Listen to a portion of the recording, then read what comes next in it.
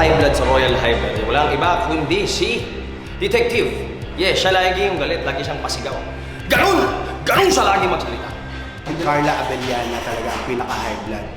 Kasi nasa loob yung kulo, laging tahimik, tapos pagka pumutok, wah! Mga ganun si Carla. Si Detective Mo. Ayun, si Detective Mo kasi lagi siya sumisigaw. Parang bigla-bigla siya sumisigaw, tapos nagugulat kami lahat. Parang akala mo may galing siya sa mundo, ganun. Ma'am Via.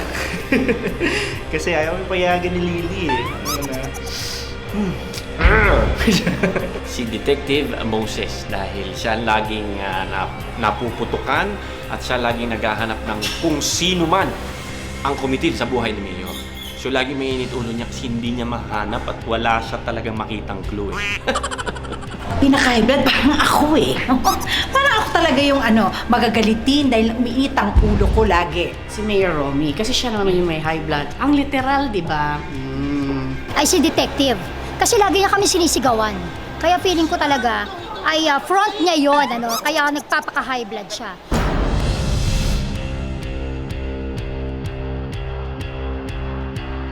Si tatay ko, si Mayor, kasi walang ganito kung hindi siya nawala, kung hindi siya namatay. Kasalanan niya to. High blood ako sa kanya. Yung dalawang yung asawa ni Mayor, kasi mabunganga. Ang daming sinasabi, laging may sinasabi, walang tigil ang bunganga ng dalawang yun. Kaya nakaka-high blood yung dalawa. Si Mayor Romy. Kasi si Mayor kasi yung parang bigla-bigla na lang siyang nawawala. Kina-high bloodan ko si Lucas. Laging susugal eh. Ka-high blood. Yayaya ko lang ang pera. Si Astrid. Kasi nga si Astrid, no ka ng kulit. Gusto niya magkatuluyan kami pero ayoko na. Kasi ang kulit niya, sobrang kulit niya. Ay nako, si Via.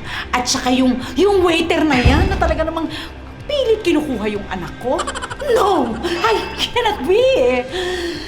Kung in terms of yung character ko si Grace, pinaka-kinaka-high bloodan niya, si Ma'am Astrid. Kasi parang may pagka-perfectionist si Grace. Lagi niya kinokorek yung grammar or yung language ni Ma'am Astrid. So, laging mali-mali, nakakatawa. So, minsan walang sense, yung mga ganon. So, siguro parang para kay Grace, yun yung pinaka-nakaka-high blood, si Ma'am Astrid. At ang nakaka-high blood sa akin, dalawang tao. Yang si Via at syempre yung Grace na yan dahil inago sa akin si Mayor.